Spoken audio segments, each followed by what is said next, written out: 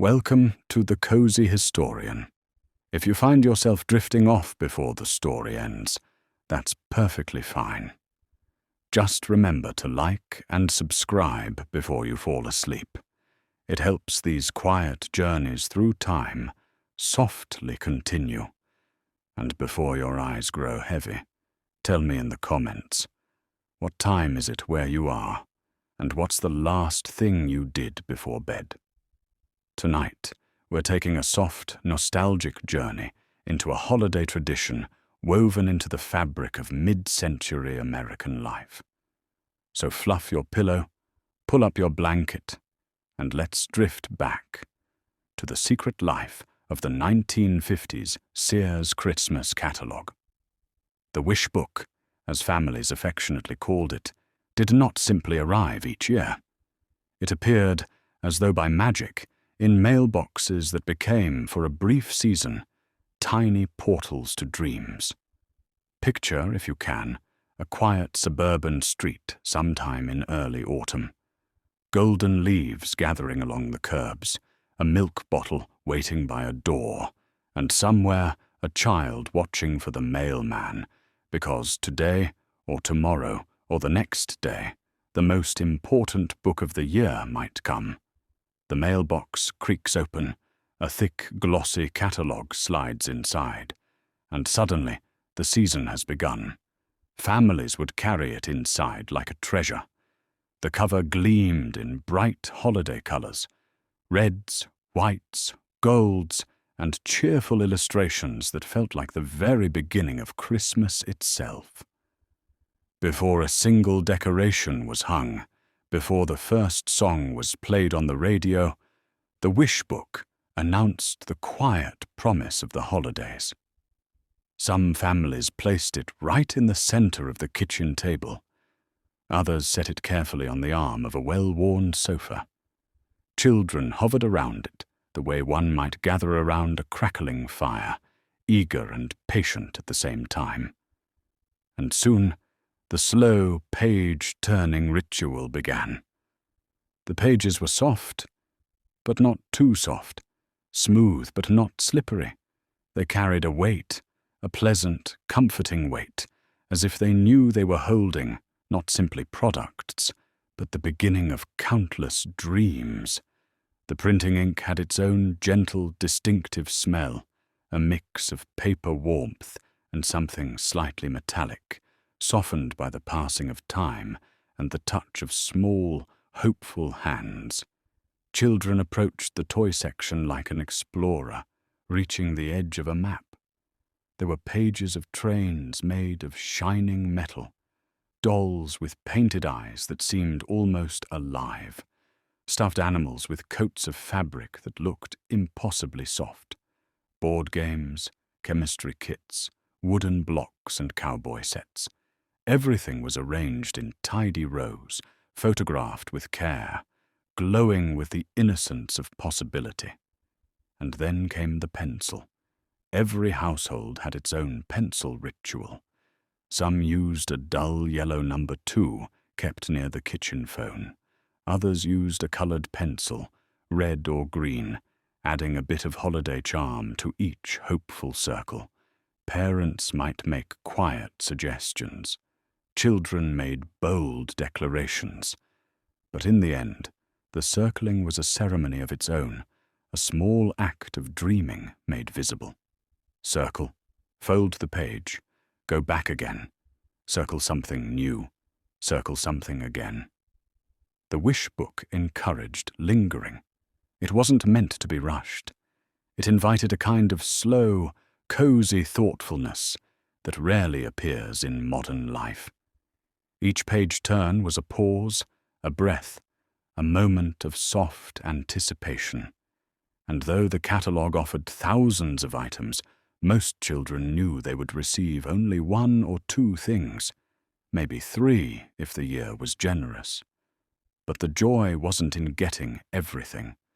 The joy was in imagining, dreaming, hoping, and sharing those hopes with the people they loved. The Wish Book had a way of settling into a home's rhythm, almost as though it understood that anticipation was an art form. Days folded into evenings, and evenings slipped into quiet nights, yet the catalogue remained present, always within reach, always ready to be opened once more. It lay on coffee tables, or tucked under sofa cushions, or resting on a nightstand beside a lamp with a warm amber shade. Every time someone picked it up, it felt like returning to a familiar, comforting ritual. In many households, the arrival of the Wish Book marked the beginning of tiny, unspoken traditions. Some families would wait until after dinner, when plates were stacked in the sink, and the house smelled faintly of dish soap and cooling food, to bring the catalogue to the center of the table. A parent might pour a cup of coffee into a thick ceramic mug, the kind with a slight chip along the rim, while a child wrapped hands around a mug of cocoa. The steam curled slowly upward, softening the room's edges. The catalogue would be placed between them, and the quiet rustle of paper became a kind of pre-holiday soundtrack. At school, children whispered to friends about what they had seen, not in the hurried way that modern conversations sometimes happen, but in that slow, dreamy tone reserved for things almost too special to describe. I circled the red fire truck, one child might say. We picked out pajamas with little snowflakes, another would whisper. The Wish Book didn't just show items. It created a shared language of excitement, a gentle humming anticipation that stretched across classrooms, neighborhoods, and entire towns. For adults, the catalogue held its own quiet magic. In the 1950s, budgets were often tight, and many families kept careful track of expenses. The Wish Book became both a guide and a companion. Parents would turn its pages thoughtfully, running their fingertips beside the small printed prices, imagining how they might stretch a little further this year.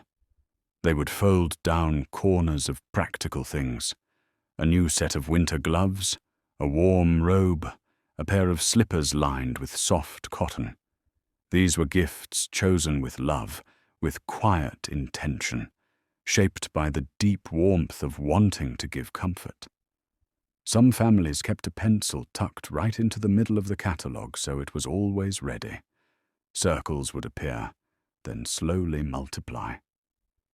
Sometimes a child circled so many things that a parent would laugh softly and say, "We'll see, sweetheart. Maybe one of those will make its way under the tree." The child would nod, not disappointed, because the act of dreaming was half the joy. The illustrations in the catalogue were their own little world. Toys were displayed on bright, cheerful backdrops in colors that felt almost edible: cherry reds, peppermint greens, soft butter yellows. Dollhouses were shown fully furnished, miniature lamps glowing in tiny rooms. Trains wound their way through carefully arranged sets that looked like small Christmas villages.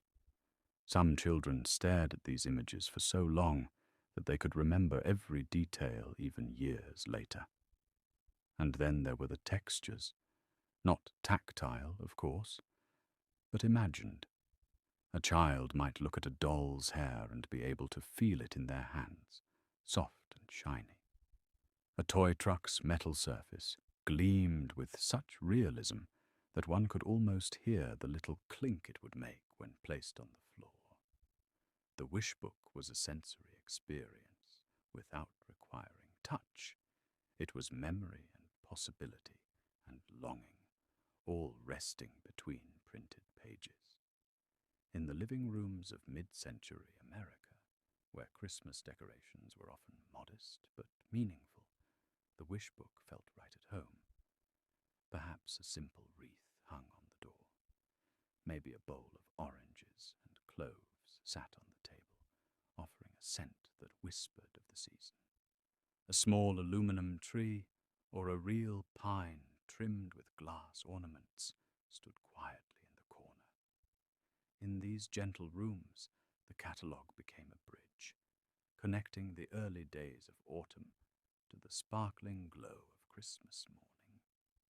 Sometimes a family would gather around a radio in the evening, soft holiday music floating through the room, while the wish book rested on someone's lap. Fingers turned the pages in time with the melody. Children's eyelids grew heavy as the warm voice of a radio announcer blended with the soft turning of paper and the muted chatter about potential gifts. The catalogue became part of the lullaby of winter. The mail carrier, too, played a role in this small seasonal wonder. For many children, the mailman, dressed in his dark coat and hat, stepping briskly from house to house, became the unofficial herald of the holidays. They would watch from windows, cheeks pressed to cool glass, hoping to catch sight of the familiar bulging brown sack. They knew that somewhere inside it, among bills and letters and advertisements, was the book. Maybe not today, maybe not tomorrow, but soon. The anticipation made each day feel like a tiny celebration, and when the catalogue finally arrived, a child might carry it inside with both hands, as if it were something fragile or sacred. Even the parents felt a flutter of quiet excitement. Something about holding that thick, glossy book made the coming season feel more real. The world outside might be grey with winter skies, but inside there was warmth, light, and pages filled with wonder. As December drew closer, the wish book began to influence other tiny rituals. A parent might tuck it beneath their arm while heading to the bedroom, planning gifts long after the house had fallen asleep. A child might sneak it under the covers with a flashlight, unable to resist one more look before drifting off. Siblings would compare their favorite pages, each pointing out toys the others had missed. Families talked about the catalogue in the same soft, cozy way they discussed snowfall, or favorite holiday cookies, or the first time they heard a Christmas song on the radio that year. It became woven into the quiet rhythm of winter, as natural as morning frost on windows, or the first hint of cinnamon from the kitchen. Even after children had circled all their favorite items, the wish book still called to them. They would return to familiar pages, tracing toys with their fingertips, imagining again and again the way Christmas morning might unfold. It wasn't about receiving everything they dreamed of, not even close. It was about the delight of imagining, of taking part in a tradition that felt both deeply personal and universally shared. Some families even saved their old wish books. Books from years before sat in boxes in the attic or tucked into shelves, their pages stiff with time and filled with circles from holidays long past. Looking through them later, weeks, months, years afterward, brought back memories of childhood hopes and the warm glow of long-ago Christmases. And so the catalogue lived many lives inside a single home. It was a dream book, a planning guide, a family gathering place, and later a treasured keepsake. Its pages carried countless tiny stories of children dreaming, parents planning, families sharing moments of quiet joy. As December deepened and the days grew colder and shorter, the wish book continued its gentle work, not selling, not persuading, but simply inviting families to imagine, together, the warmth and wonder of the season ahead. There was a tenderness to the way families used the wish book together, a quiet choreography of leaning closer, pointing gently, asking questions in warm evening voices. What do you think of this one? Do you like the red one or the blue one better? Should we mark this for your sister? Even pets sometimes curled up beside the catalogue, contributing their soft, comforting presence to the moment. Parents saw more than toys when they looked through it. They saw new robes, warm slippers, record players that promised evenings filled with music, and kitchen tools that would make holiday meals smoother. They saw sewing kits, winter coats, and shiny bicycles that would carry their children into the coming spring. The wish book became part of the household, something that lived on coffee tables and countertops, gathering the faintest wrinkles from being opened again and again. Pages developed softened edges.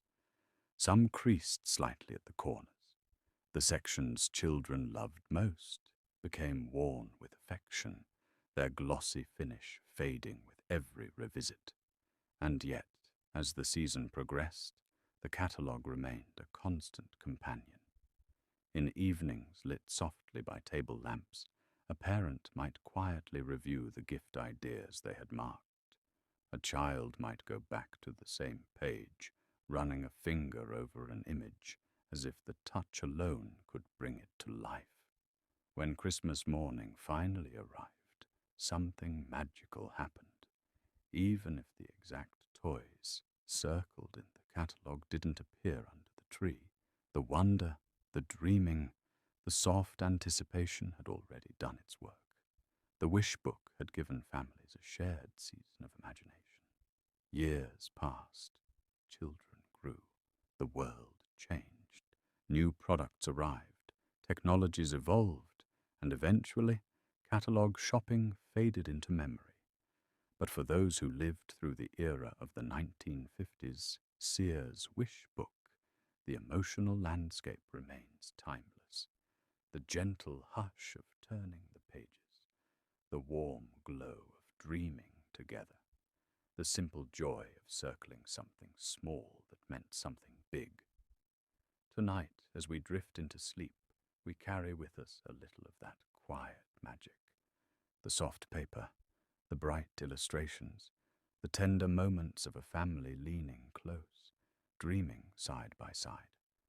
And so sits the wish book in memory, a symbol of holiday hope, mid-century calm, and the quiet rituals that made the world feel gentle, if only for a season.